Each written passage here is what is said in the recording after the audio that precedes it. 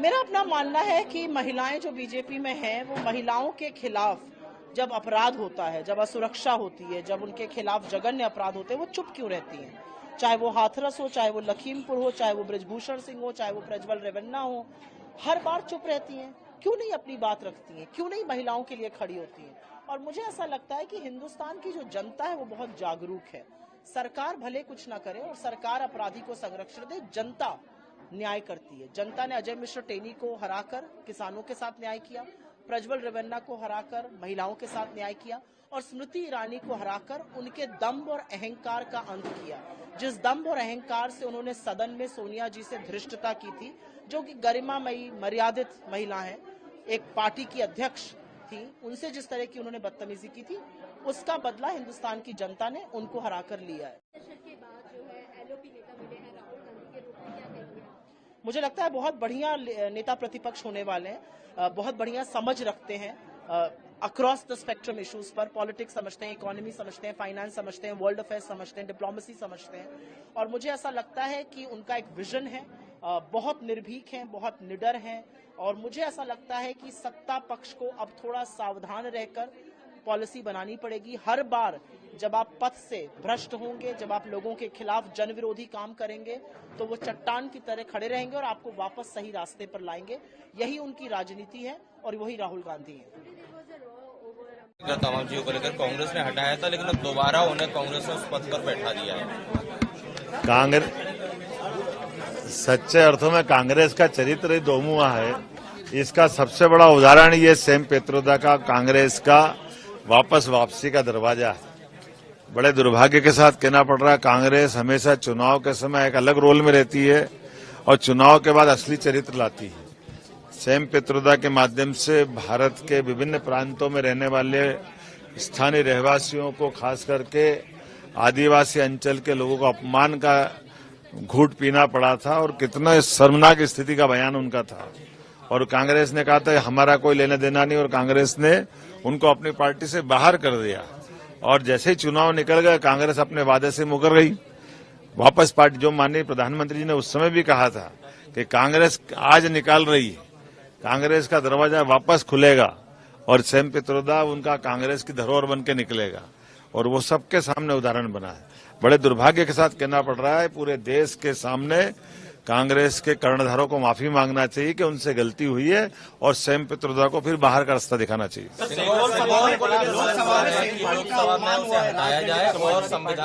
बड़े दुर्भाग्य के साथ कहना पड़ रहा है कि भारतीय मान बिंदुओं पे, जिस पे अपने देश की संस्कृति का हमेशा गर्व और गौरव का अनुभव आता है, तमिल संस्कृति के माध्यम से हमारे अपने ऐसे सभा स्थल जहां पर विचारों की अभिव्यक्ति होती है और लोकतंत्र का सम्मान होता है, उस स्थान पर सिंगोल रख करके और पवित्र बनाने का काम माननीय प्रधानमंत्री जी के द्वारा हुआ था। लेकिन कुछ असमझ लोग, जिनको इस बात की समझ नहीं है कि वो है क्या, ये हमेशा भारतीय संस्कृति का अपमान करते हैं। मैं ऐसे लोगों के लिए परमात्मा से कामना करता हूं कि इनको सद्बुद्धि आए। तमिल संस्कृति का अपमान सभी का, भाई सभी का, पूरी भारतीय संस्कृति। सरकार की उपलब्धियों और आने वाले वर्षों में सरकार किस सोच के साथ आगे बढ़ने का कार्य कर रही है, उसको प्रमुखता से उन्होंने रखने का काम किया। हर विभाग की अपनी क्या क्या उपलब्धियां रही हैं, किसानों को लेकर, युवाओं को लेकर, महिलाओं को लेकर, मजदूरों को लेकर उन्होंने प्रमुखता से इन बातों को रखने का काम किया। उनके अभिभाषण ने कहीं ना कहीं 2047 विकसित भारत के निर्माण की दिशा में जिस तरीके से ये सरकार काम करने की सोच रखती है, उस दिशा को भी उन्होंने अंकित करने का काम किया। और जनजातीय विकास पर ध्यान देने की भी बात राष्ट्रपति ने अपने अभिभाषण में कही। बिल्कुल पूरी तरीके से, और ये सरकार पूरी तरीके से समर्पित है गरीब कल्याण को लेकर। गरीब कल्याण से जुड़ी हुई कई ऐसी नीतियां हैं आज की तारीख में जो धरातल पर मजबूती से कार्य कर रही है। परिणाम स्वरूप 25 करोड़ से ज्यादा परिवार गरीबी रेखा से बाहर निकले। जब हम विकसित भारत के संकल्प की बात करते हैं, ऐसे में जरूरी है कि भारत का हर एक गांव विकसित बने, उस दिशा में सरकार काम करे। Well, what else will they say? This is what they've been saying always. नमस्कार। देखिए, संविधान भारत की सबसे बड़ी ताकत है और संविधान को जब जब किसी ने चोट पहुंचाया है वो कांग्रेस पार्टी ने पहुंचाया। श्रीमती इंदिरा गांधी ने केवल अपने हित के लिए उन्होंने देश में इमरजेंसी लगाया, देश को एक तरह से जेल बना दिया, पत्रकार की कलम बंद हो गई, राजनेताएं जेल में बंद होने लगे, उनको बंद कर दिया गया, बंदी बना दिया गया, देश ठहर सा गया, लोकतंत्र शर्मसार हुआ। और ये नए पीढ़ी को जानने का पूरा अधिकार है। जब महामहिम राष्ट्रपति महोदया ने इसकी चर्चा की है तो आज होनी ही चाहिए। 50 वर्ष अब होने जा रहे हैं, फिर कोई दूसरा व्यक्ति ऐसा न आए जो इस कलंक को फिर से भारत के माथे लाए। किस तरीके से राज्य में कार्रवाई हो रही है और कहाँ कहाँ आप इलीगल जो बार है उन पर आप कार्रवाई कर रहे हैं और क्या रिपोर्ट आपको मिली? खासकर ये भी उद्धव ठाकरे ने कहा कि पुणे के जो आयुक्त हैं उनको आप निलंबित कर रहे हैं। क्यों वो कार्रवाई कर रहे करके? मतलब जो कार्रवाई जो क्या उनको ये वाजे जैसा अधिकारी चाहिए क्या, जो उद्योगपति के नीचे बम रखने वाला अधिकारी चाहिए? अरे भैया, जो काम कर रहे हैं पुणे के कमिश्नर, आज उन्होंने गुंडागर्दी वहां खत्म कर दी है। वहां पर ड्रग जो बेच रहे, मैंने उनको कहा है कि ड्रग्स बेचने वाले होटल हो, कॉलेज के बाजू में जो भी स्ट्रक्चर हो, जो भी है, उसको जेसीबी पोकलैंड बुलडोजर लगा के तोड़ दो, जड़ से उखाड़ के फेंक दो। उसकी कार्रवाई शुरू है। जो ड्रग्स बेचने वाले हैं, पेडलर हो या मेन सप्लायर हो, वहां तक पहुंचो, उसको जेल में डाल दो। और ये पूरी कार्रवाई आज पुणे में शुरू है। मैं पुलिस कमिश्नर को उनको धन्यवाद दूंगा कि वो जो कार्रवाई कर रहे हैं वो लगातार, जब तक पूरा पुणे ड्रग फ्री नहीं होता है तब तक उनकी कार्रवाई चालू रहेगी। और राज्य में भी सिर्फ मुंबई नहीं, ठाणे नहीं, पुणे नहीं, राज्य में जहाँ ड्रग की बिक्री हो रही है, ड्रग से हमारी जो युवा पीढ़ी है उसको बर्बाद किया जा रहा है। जो बर्बाद करेंगे उनको ये सरकार नहीं छोड़ेगी। जहाँ जहाँ उनके अड्डे हैं पूरे उद्ध्वस्त किए जाएंगे, तोड़े जाएंगे और उनको जेल के सलाखों के पीछे डाल दिया जाएगा। वैद्यकीय क्षेत्रात कार्यरत भाई रोहित पवारांनी एक वीडियो कि जिस तरीके से संजय राउत दिल्ली में बैठ के कहते हैं कि चेहरा मुख्यमंत्री का उद्धव ठाकरे होना चाहिए, और दूसरी ओर हम जयंत पाटिल को देखते हैं, वो कहते हैं कि इस तरह की बातें महाविकास आघाड़ी अब से ही नहीं होनी चाहिए। क्या समन्वय का अभाव है? दूसरी ओर संजय राउत का क्या प्रेशर है शिवसेना का महाविकास आघाड़ी? अरे भाई, चेहरा किसका चाहिए, उसका चाहिए, उनको पूछो ना, हमको क्या पूछते हैं? हम तो इधर विकास का चेहरा लेके जा रहे हैं, आगे डेवलपमेंट का चेहरा लेके जा रहे हैं। ये राज्य जो है हमारे पास डेवलपमेंट का एजेंडा है और विकास का एजेंडा है। आज कुछ लोग पेड़ा बांट रहे थे, मैंने देखा पेड़ा बांट रहे, कौन से खुशी में? हारने की खुशी में। अरे यार, मोदी जी तो तीसरी बार प्रधानमंत्री बन गए, ये जंग पछाड़े, मोदी हटाओ, मोदी हटाओ, मोदी हटाओ, हटाने वाले हट गए, मोदी जी बैठ गए और अभी उनके खुशी में पेड़े बांट रहे। उनके हार में जो हार गए वो पेड़े बांट रहे। क्या है? एक चेहरे पे, अभी सुनो, चेहरे की बात करते हो। कई लोग एक चेहरे पे कई चेहरे लगा लेते हैं, वो एक गाना है ना, वैसे चेहरे उनके पास। अभी उनके सही चेहरे अगले 2-3 महीने में लोग, जनता बराबर खींच लेगी और असली चेहरे उनके जनता के सामने आएंगे। ये लोकसभा के चुनाव में फेक नैरेटिव, झूठा ये सब प्रचार प्रसार किया, संविधान बदलेंगे, आरक्षण जाएगा, लोगों को डरा धमका के वोट लिए, ये परमानेंट नहीं है।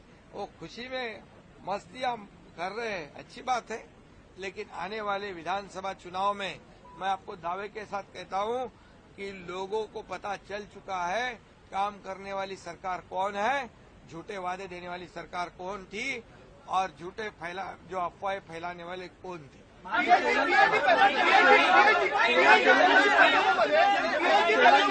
लोकतंत्र का सबसे दुखद और काला अध्याय कोई लिख रहे हैं तो वो अरविंद केजरीवाल जी। नैतिकता के आधार पर जिसकी भी इस तरह की गिरफ्तारी हुई है वो अपने पद का त्याग किए हैं और जो लोकतंत्र का सम्मान है उसको बढ़ाए हैं। लेकिन ये पहला व्यक्ति अपने को पढ़ा लिखा IRS विद्वान आदमी ये संविधान के खामियों से अपने को सुरक्षित करने का प्रयास करते हैं, लेकिन संविधान ऐसे लोगों को कभी संरक्षित नहीं करेगा और ऐसे लोग अपने कर्म का फल भोगेंगे। अरविंद केजरीवाल की पत्नी है सुनीता केजरीवाल, उन्होंने कहा कि पूरा सिस्टम ये सुनिश्चित करने की कोशिश कर रहा है कि उनको जमानत न मिले, ये तानाशाही है। देखिए, अरविंद केजरीवाल जी अपने पाप का फल भोग रहे हैं। झूठा भरम का वातावरण बनाकर झूठी वादा कर करके वो NGO चलाते थे ना, और NGO से विदेशी फंडिंग के माध्यम से अपने साम्राज्य को स्थापित करने में लगे थे। और आज उच्च स्तरीय जब इसकी जांच शुरू हुई है तो इनकी पैठ कितनी गहरी है भ्रष्टाचार में ये स्पष्ट हो रहा है। लेकिन ये लोगों को भरमाएंगे, बरगलाएंगे, सहानुभूति लूटने का प्रयास करेंगे। speak about emergency, sir. What's your take on it, sir? It was a very great surprise for all of us. The way in which Honorable Speaker has picked that subject today. I think government purposefully want this day to be disturbed. Actually, today is the election of the Speaker. अच्छा atmosphere था उधर. There was BJP and central government want to disturb that atmosphere of this cooperation. That is why purposefully they misuse the Speaker's office basically and do this stuff. Why didn't opposition demanded division, sir? There is a new. No, that question is already over. We are done voice vote. Our aim is to give a message to the country that BJP is not for cooperation. BJP is not going to carry opposition views. BJP is not going to carry the general view of the public. सरकार का भाषण था और जब सरकार ये दावा करती है कि दुनिया की 5वीं अर्थव्यवस्था और 30 नंबर की अर्थव्यवस्था बन जाएगी, तो किसान क्यों दुखी है, किसान क्यों संकट में है? अगर ये 5वीं दुनिया की अर्थव्यवस्था बनने की जो कहानी बताई जा रही है, क्या हमारा किसान भी उसी तरीके से खुशहाल हो गया है? और फिर अगर 5वें नंबर की हमारी अर्थव्यवस्था है तो इतने बड़े पैमाने पर नौजवान बेरोजगार क्यों हैं, नौकरी क्यों नहीं उनके हाथ में? और फिर अग्निवीर जैसी व्यवस्था आधी अधूरी क्यों लागू करनी पड़ रही है? महंगाई क्यों है इतनी? और जिस तरह से इन्वेस्टमेंट को लेकर के बड़े बड़े सपने दिखाए थे, सरकार कहती है कि हम सर्विस सेक्टर को भी और इन्वेस्टमेंट को भी देख रहे हैं, तो इन्वेस्टमेंट है कहाँ? अगर इन्वेस्टमेंट होता तो हमारी और ग्रोथ दिखाई देती। कुछ लोगों की ग्रोथ से देश की ग्रोथ नहीं हो सकती है, कुछ लोगों की ग्रोथ से तो हमारा नंबर अच्छा हो सकता है, हम 5वें नंबर की व्यवस्था बन सकते हैं। लेकिन हमारे देश का किसान, गरीब और जो अभी तक 10 साल में सबसे ज्यादा उत्पीड़ित हुआ है, उसके लिए क्या है सरकार का? और बाकी बातें हम लोग सदन में कहेंगे।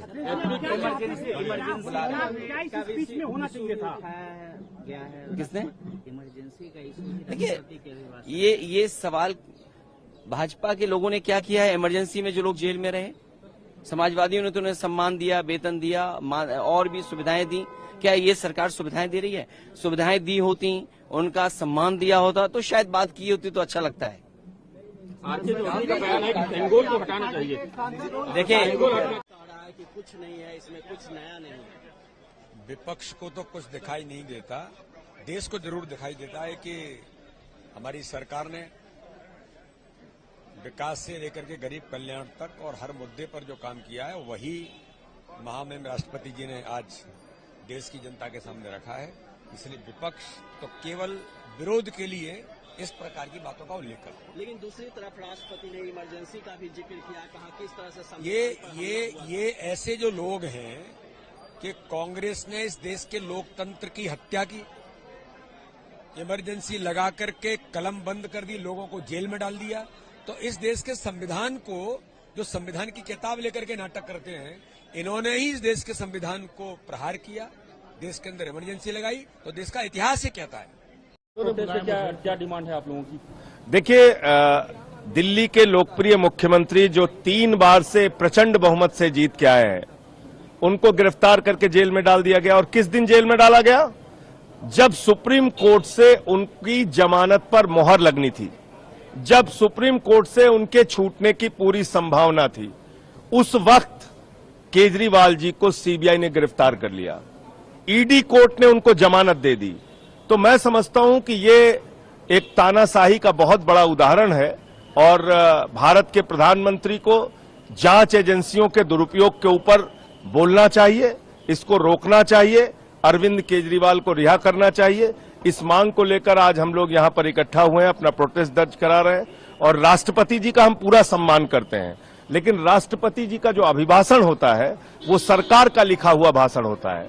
उस सरकारी भाषण में वो लोकतंत्र को लेकर बड़ी बड़ी बातें कहेंगे, उस सरकारी भाषण में वो संविधान को लेकर बड़ी बड़ी बातें कहेंगे, लेकिन जो सच्चाई है जमीन की, पूरे देश में भारत के संविधान और लोकतंत्र को कुचला जा रहा है। झारखंड के मुख्यमंत्री रहे हेमंत सोरेन जी को गिरफ्तार करके जेल में डाल दिया। वेस्ट बंगाल में जांच एजेंसियों का दुरुपयोग हो रहा है, महाराष्ट्र में जांच एजेंसियों का दुरुपयोग हो रहा है, दिल्ली में जांच एजेंसियों का दुरुपयोग हो रहा है। हमारे मुख्यमंत्री जेल में हैं, हमारे एक शिक्षा मंत्री को जेल में डाल दिया, स्वास्थ्य मंत्री को जेल में डाल दिया, मुझे 6 महीने जेल में रखा।